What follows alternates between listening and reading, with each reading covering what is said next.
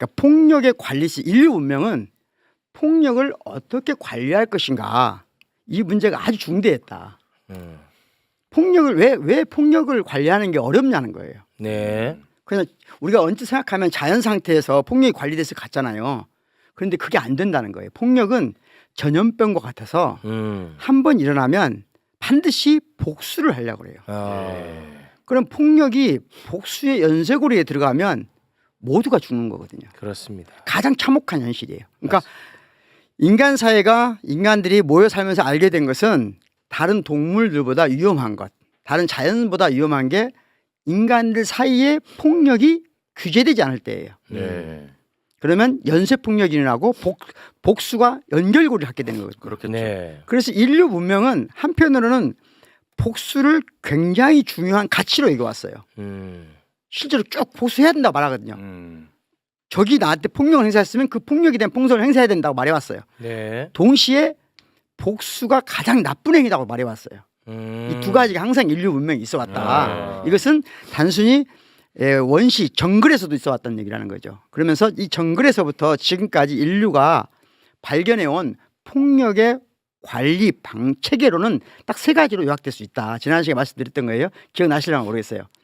폭력을 관리하는 체계는 세 가지다. 폭력을 관리하는 체계는 세 가지다. 인류 문명 세 가지 알지? 예, 기억나시죠? 얘기해. 지난 시간에 한 거. 기억 안 나셔도 되긴 돼요. 아니, 알죠. 이 엄연한 시기에 제가 말씀드리겠습니다.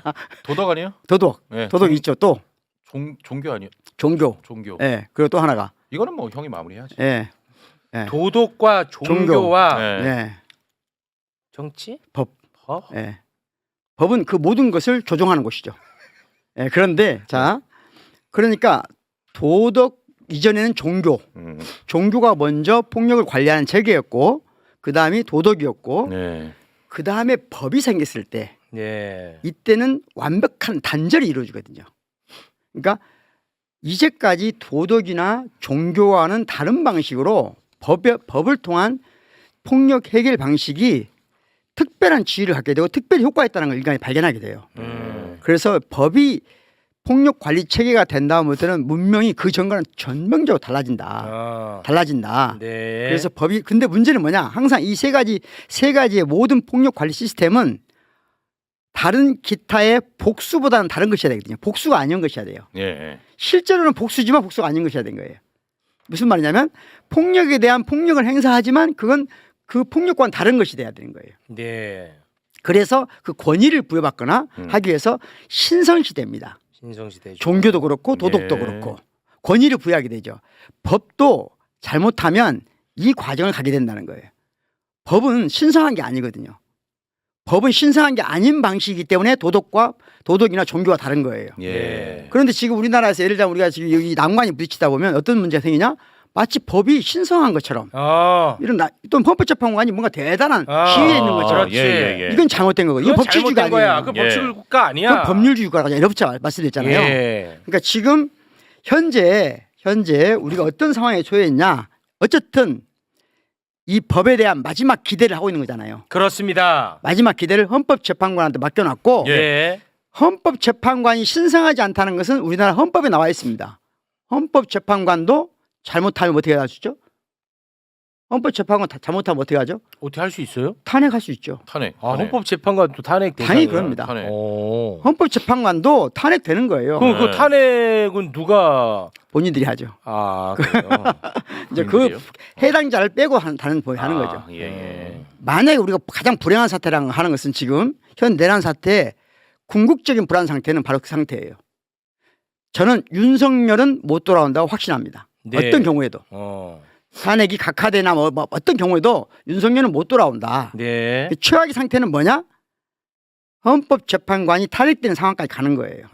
이거 최악의 상태죠. 그 최악의 상황이에요. 예, 그렇게 되면 우리 안에 법이 폭력을 제어하는 최종 체계로서의 권위를 상실해 버리는 거야. 그렇지. 이건 엄청난 문제인 거예요. 맞아. 이게 나라가 망하는 정도가 아니고 나라가 망하는 문제가 아니에요. 가장 나라가 망하는데 나만 잘 살면 되잖아요. 뭐가 문제예요. 그런데 그게 아니라 나라가 망하는 데서 끝나지 않아요. 이것은 다시 말하면 광장이 피바다로 물드는 것뿐만 아니라 밀실까지 밀실이 파괴되는 거거든요. 이 밀실이 파괴된다는 말을 오늘 설명을 좀 하려고 하는데 네. 그것에 앞서서 방금 말씀드린 것처럼 만약에 법이 폭력을 제어할 수 있는 기능을 상실한다. 그러면 도덕이 들어오잖아요. 그렇습니다. 도덕이 들어오는데 이미 법이 위험해지고 있으면 도덕도 이미 훼손되기 시작해요. 이미 훼손됐지. 이미 훼손되기 시작해요. 네. 그것을 최근에 우리 유흥식 추기경님께서 네. 발표하셨잖아요. 맞습니다. 굉장히 적절한 발언. 아주 이분 대단한 분이시거든요. 어. 우리 역사가 배출한 아주 위대한 분 중에 한 분이에요. 예, 여러 가지 그래요? 경력을 보면은 오. 이분이 하신 말씀 단 하나가 아주 중요해요. 아 그러면은 그 바티칸에서 보내온 영상 어제가 저희가 잠깐 보면 좋을 것 봤습니다만 한번 잠깐 보고 올까요? 네. 그럼 좋을 것 네, 같아요. 잠깐 또 보고 오겠습니다. 지난해 말 고국에서 벌어진 계엄 선포라는 믿을 수 없는 소식을 접하고 참담하기 이루 말할 수 없었습니다. 다행히 국회가 신속하게 개제 계엄 해제를 의결함으로써 국가적 비극으로 치닫는 일은 일단 멈췄고 수많은 국민이 추위를 뚫고 광장과 거리로 나와 함께하면서 탄핵 소추안이 가결됐다는 소식을 들었습니다.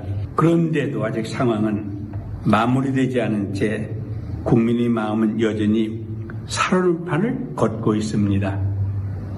헌법재판소에 호소합니다.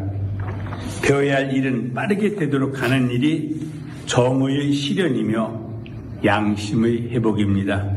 정의에는 중립이 없습니다. 우리 헌법이 말하는 정의의 판결을 해주십시오. 빠른 시일 내에 잘못된 판단과 결정을 내린 사람들에 대한 CCBB를 명백히 밝혀주시길 촉구합니다. 바티칸에서 부족한 점이 많은 추기경, 유흥식, 라자로가 드립니다. 고맙습니다. 네.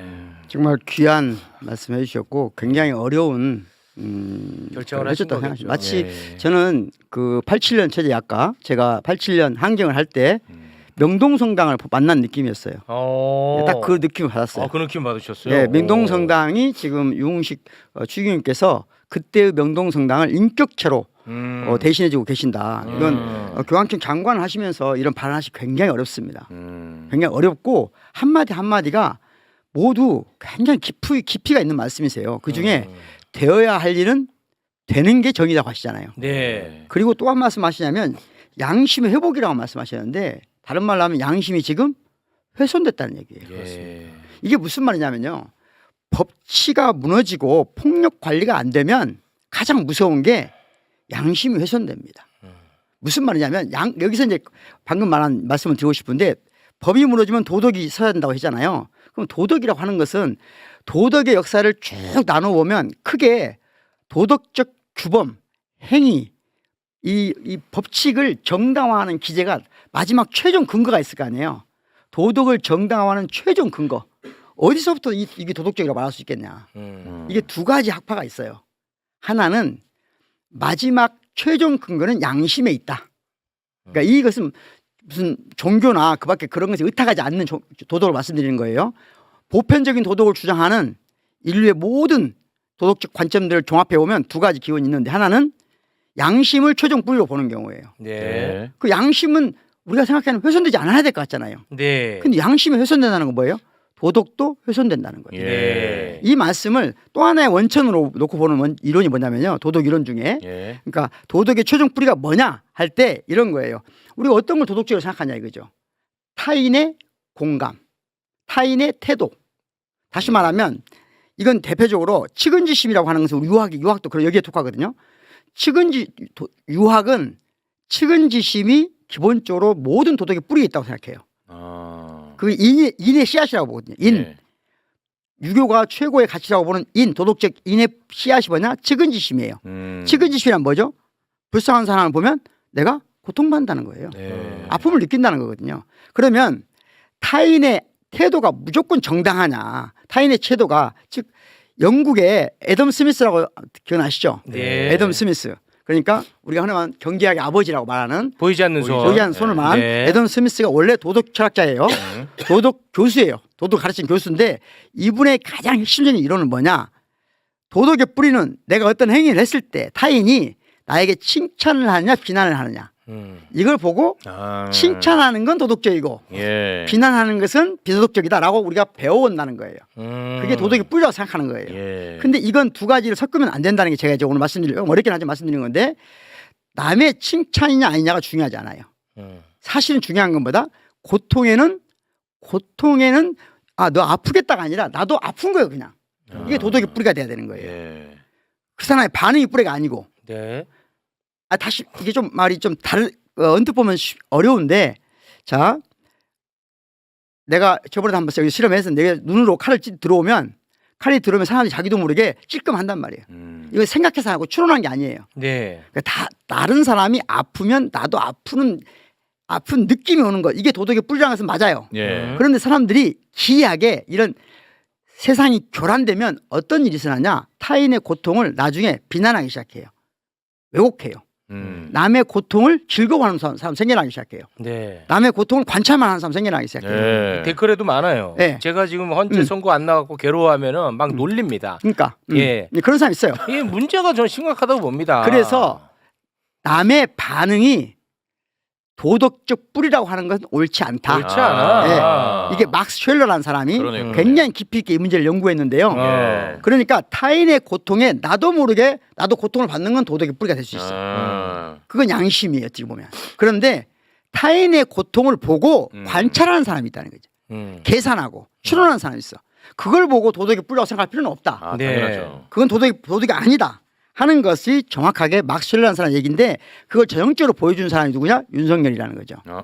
우리 사진 내가 예전에 한번 보여드렸지만 사진 보시면 그렇죠. 이 사진이 가장 대표적인 사진인데요. 그러니까 윤석열 씨는 저 사진이에요. 저게 신림동 어젯밤 저 사망자가 반지하실에서 예. 반지하실에서 미처 빠져나오지 못하고 죽은 사람이 있단 말이죠. 네. 그러면 보통 사람 어떻게 되죠? 그걸 쳐다보는 순간 생각하는 순간 나도 모르게 찡그리게 되고 고통스러워한단 말이에요. 작게라도. 아이 엄청 고통스럽지. 크고 작은 차이지. 크게 차이지 누구나 다 반응을 보이는데 고통스러워. 그걸 관찰하는 사람이 있어요. 저 그때 그랬었지. 네. 관찰하고 추론하고 홍보용으로 써요 저걸. 그때 대통령실 홍보실로 씁니다. 마치 뭔가 그 수사하러 온 사람처럼 네, 그랬었거든. 그렇죠. 바로 이런 사람들끼리 공감하는 세력이 있다. 즉 타인의 고통을 관찰하고 측량하고 홍보에 사용하는 자기 이익에 사용하는 이런 사람들이 지금 내란에 난 동조하고 있다고 보거든요. 그렇기 때문에 지금 우리가 문제는 뭐냐? 예. 지금은 도덕이나 양심이 훼손되고 있다. 그러니까 법이 훼손되면 양심이 최종 뿌리가 돼야 되는데 양심조차 훼손될 위기에 놓여 있다. 예. 그건 무슨 말이냐? 광장과 양심의 관계에서 보면 광장이 건강하면 양심도 건강할 수 있는데 문제는 뭐냐? 자, 개인의 양심이 심지어 이런 수가 있거든요. 누가 계속 나를 마녀사냥 예를 들어볼게요. 조금 약간 좀 뛰어넘긴 했는데 마녀사냥을 받은 사람들이 주변에서 너 정말 마녀였지 계속 하단 말이에요. 그럼 마녀사냥의 사형 선고를 받은 사람이 심지어 사형 선고가 정당하다고 생각하게 돼요. 이건 오랜 연구를 통해 밝혀진 거예요. 그러니까 주변 사람들이 나를 비난하면 나도 모르게 내가 뭐 잘못된 거 아닐까? 이게 양심의 훼손이에요. 그게 훼손이야. 막 네. 그런 경우 생깁니다. 그렇죠. 실제로. 지금 그렇다. 지금 그 상황이 그 상황이야. 지금 그 상황 위험한 상황이 났다는 지금 거예요. 위험한 상황이야. 처음에 우리가 12월 3일, 예. 4일 됐을 때 이거는 너무나 명백한 내란이야. 그렇죠. 설마 이거를 뒤집을 거라고 상상도 못했어요. 근데 지금은 반반 마치 그렇죠. 반반이 마치. 된 것처럼 돼버렸어. 그렇죠. 그러면서 마치 내가 혹시 뭐 잘못한 거 없나? 이렇게 되면은 정말로 마치 마녀 사냥이 정당하다고 하는 생각까지 가게 된다는 거예요. 그렇습니다. 지금 댓글 보면요, 이 양심의 훼손을 저는 많이 느낍니다. 그렇죠. 지금 말도 안 되는 결과들이 쏟아지고 있습니다. 예. 그때마다 댓글에서 마치 저를 조롱하면서 너 또 틀렸지 이러면 이러고 있어요. 이거 양심의 그러니까, 훼손이거든요. 그렇죠. 양심의 훼손이고 예. 그걸 제가 보기에 지금 우리 이 12.3 내란 이후 양심이 훼손됐다는 걸 가장 정확하게 짚으신 분이 유흥식 추기경님이에요. 아. 그러니까 다른 말로 하면 헌법재판소에 지금 뭘 요구하고 있냐? 도덕의 뿌리, 양심의 훼손 이걸 막으려면 빨리 선고해라는 거예요 지금. 이대로 가면 훼손이 더 심각해진다. 심각해지니까 양심이 훼손되면 이제 모든 게 다 무너지는 거예요. 다 무너지는 거야. 네. 그 복원도 어려워요. 그렇죠. 그 얘기 하는 거예요 지금. 예. 그만큼 양심이 훼손되는 것만큼 이거 위험한 게 중요한- 없다는 것을 진짜 중요한 지적이다. 예. 그 얘기를 저는 진짜 이거는 저 과장이 아니고 예. 저 지금 뭐 누구를 비난하는 게 아니고 그렇죠. 저 댓글 보면서 진짜 막 소름이 돋아요. 오, 우리 같은 대한민국 구성원으로서 이런 게 막 재밌나? 그러니까 어떻게 이렇게 키득거리지? 나를 어떻게 조롱하지? 저 우리처럼 좀 훈련받은 사람이잖아요. 저희들은 그래도 예를 들자면 저 같은 경우도 이런 말을 하면서 그런데도 불구하고 지난번 저에 대한 가짜뉴스가 있었잖아요. 제가 청년들은 막 뭐라고 했다 안 했는데 그 거짓말이었죠. 거짓말했잖아요. 예. 근데 그걸 가지고 우리 학교에 계속 누가 붙여요. 여기 지금도 지금은 안 붙이는데 그때 한창 네. 많이 붙였어요. 그러면 네. 나도 모르게 영국씨 혼자 앉아서 어떤 생각이 드냐면요. 혹시 나한테 뭐 문제는 없었나? 맞아. 이렇게 돼요. 돼. 맞아요. 사람이 돼. 이게 양심의 훼손이라니까요. 특히나 자기 성찰 잘하는 사람은 더 네, 그래. 훼손이 맞아요. 돼. 훼손이 돼. 근데 이게 전 국민적으로 일어나면 윤석열 세대가 가장 바라는 거예요. 그렇지. 이걸 우리가 막아야 된다. 이걸 첫 번째 막아야 되는 소명이 누구한테 있다? 헌법재판관한테 있다. 너무 진짜 중요한 말씀이야. 이 말씀을 누가 했다? 우리 저 유흥식. 유흥식. 추기경 주영이 말씀해 주셔서 제가 다시 한번 강조를 하고 싶어요. 아, 그래서 우리가 지금 이 대열에 즉 고통을 남의 고통을 계산하고 추론하고 사용하는 사람들과의 싸움이기 때문에 예. 우리 스스로 양심을 굳건하게 가져야 된다. 아 좋다. 예. 훼손되지 말고. 진짜 예, 중요한. 이걸 굉장히 제가 첫 아 번째 너무 말씀드리고 시의적절하다 진짜. 이거 헌재가 봤으면 좋겠다 이거. 싶고. 예. 그러면 그리고 나서 그럼에도 불구하고 저는 오늘 굉장히 중요한 날이라고 생각하거든요. 오늘이요? 예, 왜 중요하다고 생각하냐면 오늘 이 자리가 제가 지금까지 여기 와서 철학 예, 강의를 예. 하면서 제가 꼭 이 말씀을 드리고 싶은 게 내일 만약에 탄핵 선고에 대한 예고가 없다. 예. 그러면 좀 다른 자세를 같이 한다고 저는 생각해요. 아 내일이 중요합니까? 내일 안 하면 어. 이번 주 금요일 안 한다고 봐야 되거든요. 아 다음 주로 이틀 넘어가니까. 전에 고지하니까 네. 보통. 상식적으로 보면 내일 안 하면 이번 주를 넘긴다고 봐야 돼요. 예. 그러면 그때부터는 저는 헌재의 태도에 대한 우리의 여러 가지 추론이 별로 무의미하다고 봐요. 그것보다 더 중요한 게 뭐냐? 이때부터는 정확하게 저항을 해야 된다.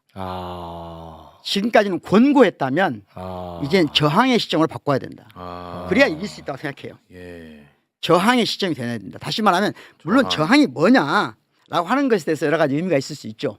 저항의 의미가 여러 가지 있는데 저항한다는 것은 원래 프랑스 말로는 레지스탕스라고 하잖아요. 네. 그 레지스탕스란 말이 지스탕스란 말이 세우다, 서다 이 말이거든요. 그러니까 레 그러면 리, 다시. 다시 또는 반대로 이 말이거든요. 예. 그러니까 국가에 반해서 맞선다 이런 뜻도 있어요.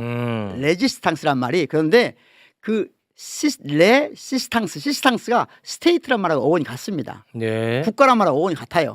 쓰다 세우단 말이거든요. 그러니까 다시 국가를 세운단 말도 되는 거예요. 네. 그러니까 다시 말하면 지금이야말로 만약에 헌법재판관이 이번 주에도 선고를 하지 않는다면 그들이 어떤 선고를 할 것인지를 추론하고 권고하기보다는 그들이 우리가 원하는 선고를 하도록 강제해야 된다는 거예요. 강제해야 된다. 그러기 위해서는 뭔가 제대로 된 저항이 있어야 된다. 예. 그게 이번 주 토요일 날은 만약에 금요일 날까지 선고가 안 되면 토요일 날은 엄청난 저항을 해야 된다고 저는 말씀드리고 싶어요. 네. 그런데 저항이란 게 여기서 이제 저항은 어디까지 염두에 두고 있는 거냐면 합법적 저항이어야겠죠. 그거 당연하죠. 네. 당연하죠. 왜냐하면 또 이걸 따다가 네. 또 뭐 언론사에서 야 이것도 폭동을 네. 조장한다 그렇지. 저항이라고 이렇게 해버린다고. 저항. 그러니까 당연히 저항. 합법적이어야 되겠죠. 네. 합법적으로. 합법적이면 당연한 거예요. 네. 저항을 해야 되는데 저는 저들이 어떤 술수를 쓸까? 저들이 어떤 술수를 써왔을까 지금까지? 그게 저들이 오랫동안 인류 역사를 쭉 종교적인 방식으로 약간 종교로 폭력을 관리하는 방식. 이건 제가 한 말이 아니고 최근에 우리나라에서도 극우 보수주의자들, 특히 예. 종교와 연관된 기독교와 연관된 사람들이 가장 많이 인용하는 철학자 한 분이 있어요. 르네 지라르라는 분이 있어요. 르네 지라를? 지라르. 지라르. 지라르. 뭐라? 이 발음을 다 사람들이 들으면 네, 그 이상하게 맞아. 생각해요. 지랄 같네요, 그죠? 그러네. 네. 혹시 피터 틸, 네? 피터 틸, 피터 틸? 예, 지금 팔란티어, 발론티어? 팔란티어.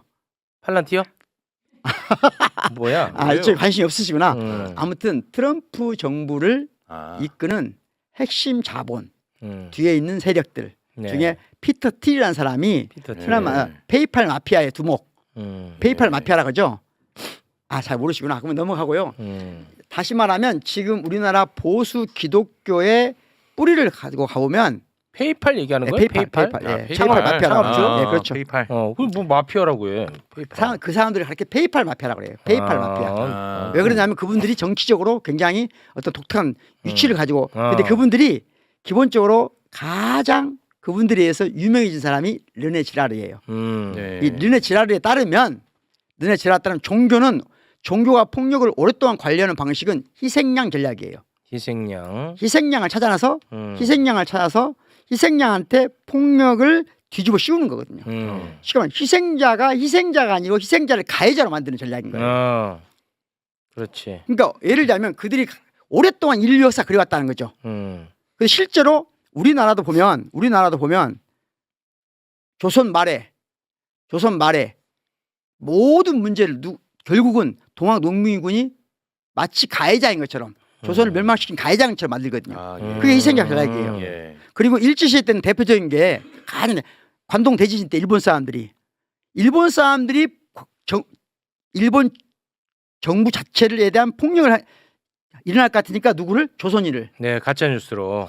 조선인을 가해자로 만드는 거잖아요. 그렇습니다. 그리고 해방 이후 이승만은 누구를 가해자로 만듭니까? 여수와 순천의 시민들 그리고 네. 제주도의 시민들을 가해자로 만들죠. 그렇습니다. 가해자로 만드는 것이 실제로 희생을 시키면서 가해자로 만드는 거예요. 예. 박정희는 누구를?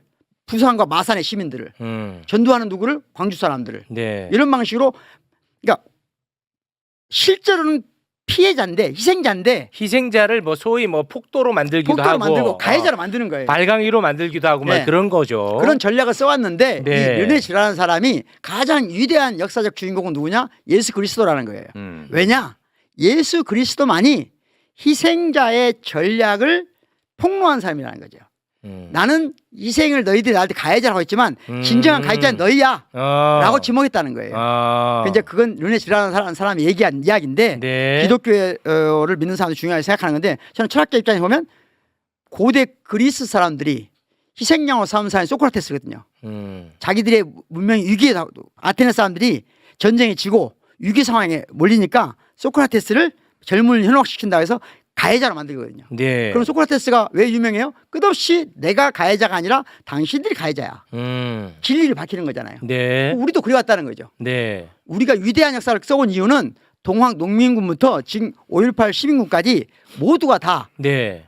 우리가 가해자가 아니라 피해자야 네. 라고 한 걸 마련해 왔기 때문에 우리가 촛불혁명과 빛의 혁명을 할 수 있었다. 그렇습니다. 그런데 한 가지 유념할 게 있다.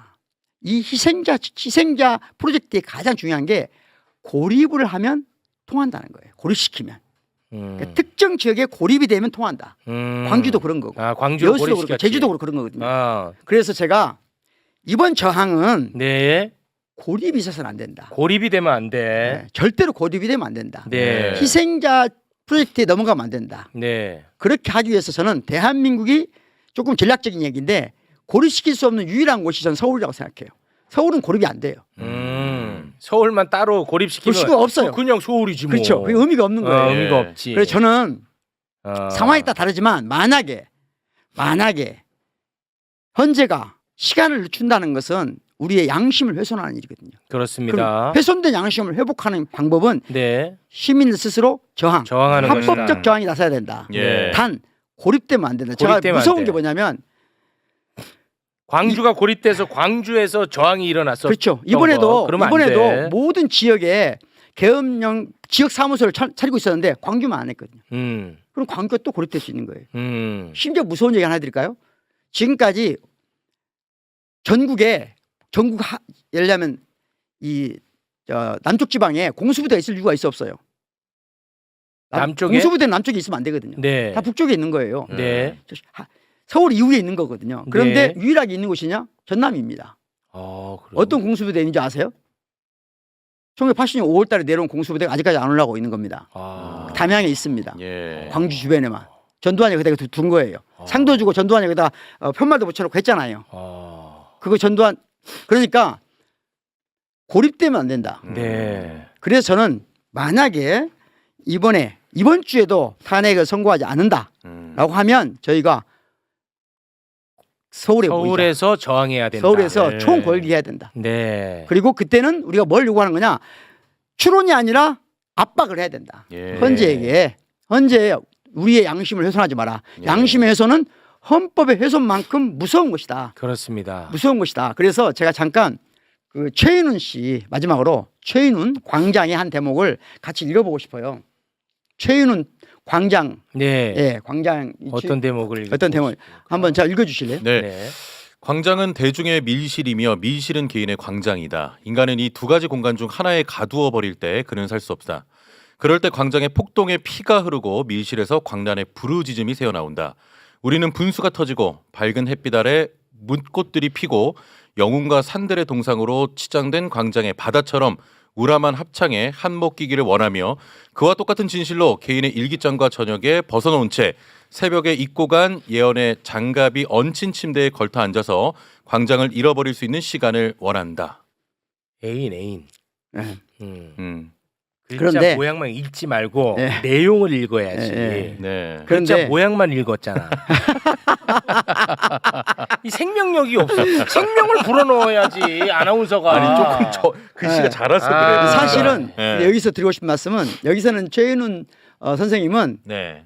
밀실을 나의 사적 공간으로 말했지만 밀실 중에 밀실이 어딜까? 밀실 중에 밀실. 오로지 나만 있는 밀실. 그게 양심이에요. 밀실 중에 밀실이 네, 나의 최후의 양심. 밀실. 최후의 우리가- 나만이 있는 공간. 네, 마지막 그 공간이에요. 양심이야. 거기가 훼손되면 그러면 인간성 자체가 훼손되는 겁니다. 그럼 내가 없는 거야. 그러면 그때가 되면 어떻게 되냐? 그때까지 오게 되면 인간의 저항은 물을 향한다고 끝을 향한다고 누가 말했냐? 알버트 까미가 얘기를 했어요. 그러니까 양심이 훼손되는 단계, 즉 밀실이 훼손되는 단계가 격화되면 네. 싸움이 어디까지 가는가를 지금 말하고 싶지 않지만 혹시 마지막으로 그 부분 보고 같이 가면 어떨까요? 뭘 본다고요? 그 마지막 대목. 그러니까 알버트 까미가 까미가. 양심에 훼손될 때 인간의 저항이 어디까지 가는가? 어디까지 간대요? 네, 한번 그 부분도 잠깐 보여주시면 뭐가 또 있어요? 같이 읽어보고 하겠습니다. 읽을 네. 수 있겠어요? 이번에는 좀 네. 모양들 잊지 마시고 네, 네, 해서 모양을 읽지 말고 내용을 읽어야지. 네. 생명을 불어넣으라 알았어. 말이야. 그렇게 읽어볼게요. 준비됐지? 예, 갑니다. 자, 5, 6, 7, 8. 의식은 의식 무슨 의식이냐? 조사도 못하고. 다시 한 번만 주세요. 예, 다시 한 번. 그냥? 비트 주세요. 비트 주세요. 아, 예. 다시. 다시. 자, 자, 제대로 드랍 갑니다. 더 예, 생명 아나운서 5, 출신이에요. 6, 7, 8. 드랍 더 비트. 의식의 각성은 저항적 운동으로부터 태어난다. 돌연 인간의 내부에 비록 일시적일 망정, 인간이 스스로와 동일화할 수 있는 무엇인가가 있다는 자각이 번쩍하며 찾아드는 것이다. 처음에는 인간의 물러설 수 없는 저항이었던 것이 이제는 저항과 동일화되고 저항으로 요약되는 인간 전체가 된다. 단순히 존중받게 하고 싶었던 자기 속의 그 부분을 그는 이제부터 그 밖에 어떤 것보다 위에 놓고 그 어떤 것보다 심지어 생명보다 더 소중한 것으로 선언하게 된다.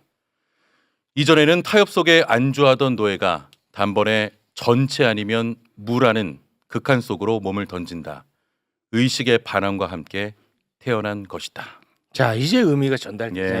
예, 예. 다르지? 예, 제대로 하겠습니다. 저항을 통해서 각성이 일어나면 예. 그 각성이 왜 일어나냐? 아까 말한 대로 내 도덕까지 훼손돼 버리면 갈 곳이 없거든요. 갈 곳이 없어요. 갈 곳이 없어요. 그러니까 전부 아니면 무. 이 상태의 투쟁으로 감염되는 거예요. 이게 가장 불행한 사태인 겁니다. 이게 뭐냐? 1980년 5월 27일 날 새벽 광주의 도청안인 거예요. 네. 전체 아니면 무를 선택할 수밖에 없는 상황으로 우리 국민을 몰아가지 않으려면 네. 헌법재판관님들께 간곡하게 부탁드립니다. 네. 이번 주 안에 하셔야 됩니다. 진짜 해야 돼. 안 할 이유가 없고. 시간이 지체되면 예. 되어야 할 것을 되게 하지 않으면 정의가 문제가 아니고 양심까지 훼손됩니다. 양심이 그걸 훼손된다. 막아주십시오. 막아줘야 됩니다. 철학자로서 부탁드립니다. 대단히 고맙습니다. 울컥하네 갑자기. 지금 양심의 훼손이 진짜 제가 체감하기로는 그 속도가 굉장히 빠른 것 같습니다. 아마 더 빨리 네. 체감하실 거예요. 정말 체감합니다. 보시니까요. 네. 네. 12월 4일에 지금 이 상황을 예상한 사람이 있었을까요? 없었죠. 네. 12월 4일에 오늘 몇 월 며칠이야? 3월 24일. 3월 25일 이 상태를 네. 예상했던 사람은 나는 권성동도 예상 못했다고 봅니다. 그렇죠. 권성동도. 그렇죠. 근데 되네 훼손되니까 되네 하다가 여기까지 왔을 거라고 봐요. 네. 되네 하다 보니까 그들이 원하는 쪽으로 양심의 훼손 속도가 너무 빨라 지금. 막아야 돼. 알겠습니다. 복수하는 건 문명이 아니에요. 복수하면 안 되거든요. 복수 연쇄고리부터 탈출하려면 법이 바로 서야 됩니다. 그래야 양심도 훼손되지 않습니다. 네, 알겠습니다. 자, 그럼 오늘은 여기에서 마무리 짓겠습니다. 헌재 더 이상 늦추면 안 됩니다. 지금도 늦었습니다. 네네. 헌재 윤석열의 파면을 바로 선고하십시오. 박구영 교수님이었습니다. 고맙습니다. 네, 고맙습니다.